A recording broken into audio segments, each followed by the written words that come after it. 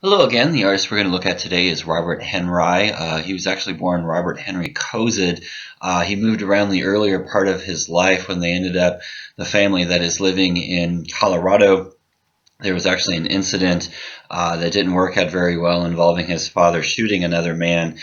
So what actually happens is they move on, and everyone in their family changes their name, and Robert Henry Cozad becomes Robert Henri.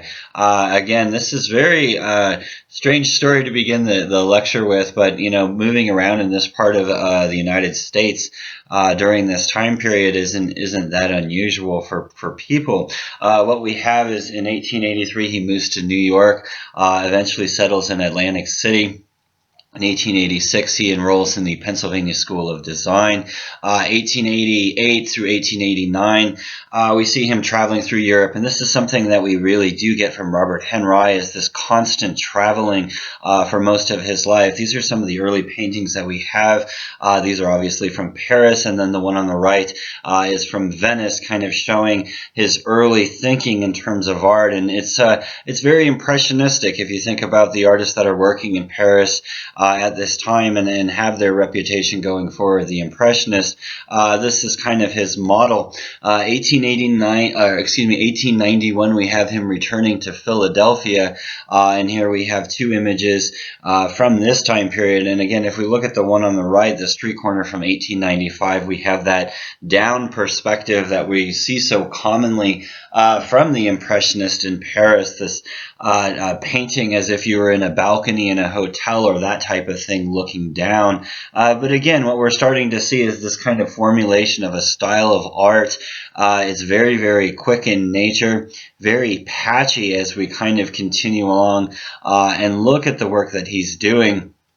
Again, we go back to Paris, 1896, 1897, and this is really what we see from him is this kind of in-between travel all throughout Europe and also through the United States. The painting on the left is a very good example of kind of what we think of his work. It's a city scene, and again, very, very patchy in nature. We look at these landscapes, and these are kind of peculiar when we look at the overall career of Robert Henri. He's actually most renowned for his portrait work, and a lot of the portrait he does is of kids. And again, when we look at him in the proximity of art, New York School of Art in 1902, he's actually teaching at the New York School of Art in 1902. And this is one of the major importances we have from Henri, is that he's a teacher. He teaches kind of the next generation of very famous American artists, George Bellows, Edward Hoppers, Rockwell Kent, a lot of the people that we associate with that term,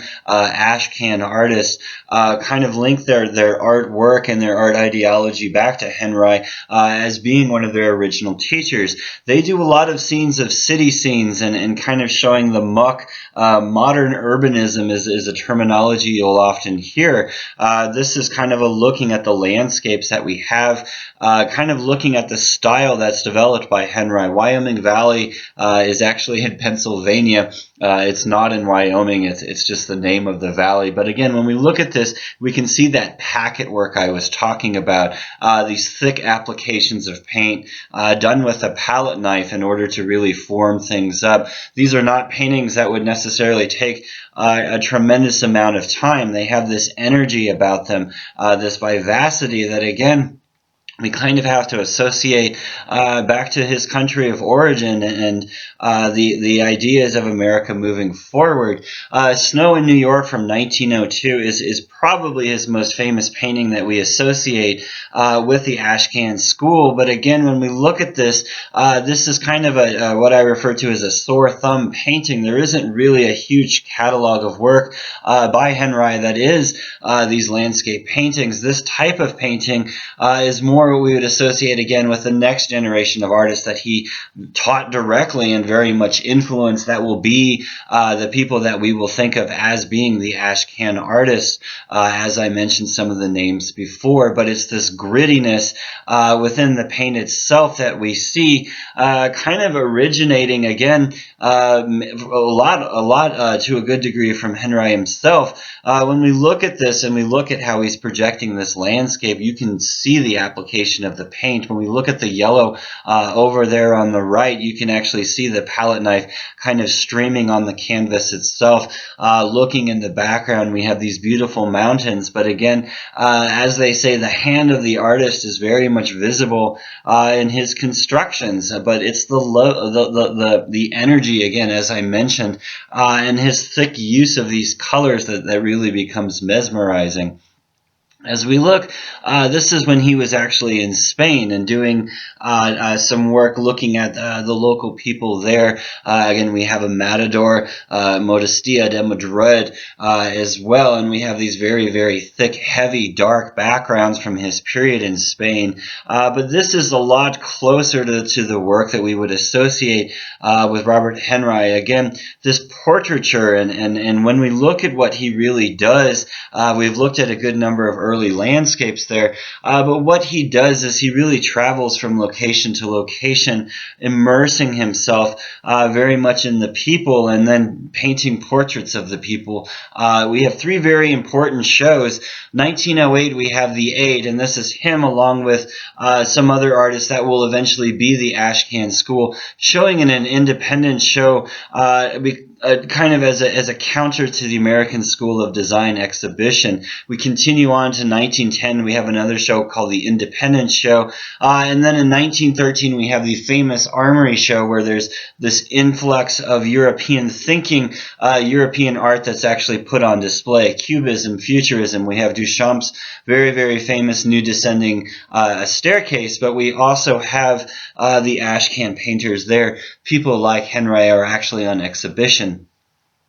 One of the places that we see him returning to at many points in his life is Corrymore, Ireland. And later on in his life, in the 1920s, he will actually buy a house here and kind of have a semi-retirement, if you will. But this is right after the Armory Show. He's kind of leaving from his frustration of the work there kind of outshining in terms of the press, the American work that was being shown. So we have these images of Ireland that he's really painting, and these beautiful, beautiful landscapes that we have, again, showing these very, very thick patchworks of color that are always visibly evident in his work. And again, you always get this franticness or this energy that we see. When we look at O'Malley's home on the right, we can see O'Malley's home popping up just above the landscape there. But when we look at the lushness of it, and we see how he's kind of cranking through the landscape, creating this sensation, almost as if there's a breeze kind of hitting the turf and moving the grass around as we look off into the distance. And again, a beautiful usage of perspective as things kind of get smaller and smaller. As I mentioned before, this is really the work that, if you know Robert Henri, this is what you're more used to seeing, are these portraits that he does wherever he goes. And again, we have an Irish girl and an Irish lad just as a system of comparison here. And when we look at the young lady there on the left, we can see that immediacy, that method of painting that we saw with this landscape very much carries over into his portrait work. Again, when we look at the neck there, if we look at how he's forming that, it's very open. It's very much something that the color isn't 100% blended. Looking at the little Irishman there on the left, exact same thing. It's borderline to the point of abstraction, leaving open so much of the framework, looking in the background and looking at how he's very much hazed out the background into this kind of abstract kind of feeling. You got to love the portrait of Pat there again from 1913, and how he's done the composition, this green line forming the separation of the left arm from the body, and the entire thing, again, that kind of quickness to it. But when we look at the face, we see these very, very sincere eyes, something that always seems common with these portraits that he does of children. As I mentioned, he travels so incredibly much for a person from this time period. Not only do we have him working in Ireland, but shortly after this period, we have him returning to the United States. We have him traveling actually to the west coast of the United States, going to places like Santa Fe, New Mexico, and very, very interestingly, he actually travels to San Diego, California as well. And this is something that I really do enjoy about Henri's work, is that he has this entire complexion of people that he really paints. I mentioned this, he kind of favors children over adult subject matters, but the thing that I really kind of enjoy from him, especially from this time period, is he's a very multicultural artist. We have African American children, we have Chinese children, and as we kind of look over and make our way to Santa Fe, we're going to see Indians, Indian children, and Hispanic children. It's really this entire spectrum that he's interested in kind of portraying. And again, very, very powerful images of how he's constructing these people. We also have this portrait, Gertrude Vanderbilt Whitney, most famous from the Whitney Museum, someone who was actually a believer of his work and purchased some of it. This is a portrait that we have kind of in connection with this time period as well. But again, a continuation of this artistic style that he's kind of famous for. And again, when we kind of push forward and we think about the other American artists, the abstract artists, people like de Kooning and also Jackson Pollock, and their immediacy that they bring to how they're painting. Again, we can kind of trace those roots back even as far as Henri. As mentioned, we have a New Mexico boy and an Indian girl showing people from the local landscape of Santa Fe. And again, I love this harsh angle that he's created on the Indian girl on the right panel of this blanket that she has around her. But again, you can almost see where he's creating this line by using this palette knife and pushing it down to create this harsh edge right next to this beautiful organic face, really creating a juxtaposition between this geometric shape and this organic form. Again, looking at some of the landscape work that he did while he was in Santa Fe as well, kind of showing this traveling aspect of his life. And again, when you look at all of his work, this is really kind of the fun thing to do. You do get this tour around the world at the time, and you see how his depictions of different landscapes very much differ. When we think back to the images of Ireland that we have and the streaming, where this is much more almost clumpy, showing the rockiness of the landscape that you would see in Santa Fe, as opposed to the long ongoing plains that you would see in Ireland.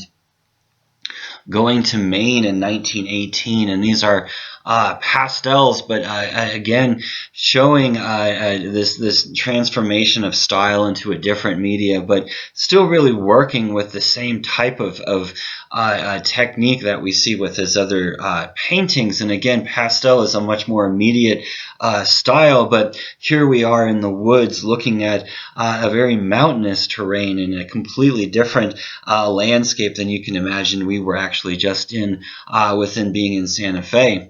When we think about the rich traditions of American landscape painting, and we think of places like the New England coast, and we also think of places like the Southwest, it's kind of interesting because, again, Henri was in all of these dynamics. Looking again at some of these images where the trees are dying from 1918, again, showing this kind of clumpiness that we get even with his pastel paintings or works. And I particularly enjoy this for how he's treated these white trees that are kind of falling off in separate directions, and kind of the contrast that we have with that very dark background that he has created. Again, you really do kind of get this sensation that you might be lost in the woods. Continuing on, we return to Santa Fe in around 1922, and again, more images, portraits from that area of the world. This beautiful orange kind of red color we have in combination with, again, that very dark background that we see in his work. If we look at Dorita and her wonderful skirt, and how, again, as I mentioned, it's very apparent. You can see the artist hand almost constructing this work as it goes along. So he continues to travel throughout most of his life. The interesting thing is he actually goes to Ireland for the very, very last part of his life. But the thing that we really have as the enduring legacy from him is Henri was a teacher as much as he was an artist. From 1915 to 1927, he teaches at the very famous Art and Student League, and in 1923, the Art Spirit is published, and this is one of the seminal books of really early art thinking. It's an incredible book, very inspirational, and talks a lot about his techniques. It was actually assembled by one of his students rather than him, but it is really the focus of his thinking about art technique, and also very inspirational writing.